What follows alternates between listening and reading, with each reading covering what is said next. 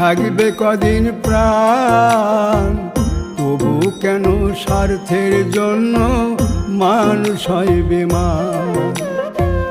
যারে তুমি ভাবো আপন, তার তো নাই তোমায় প্রয়োজন।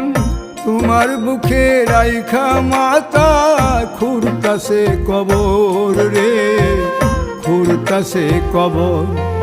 মানুষ বড়ই স্বার্থপর রে, বড়ই স্বার্থপর।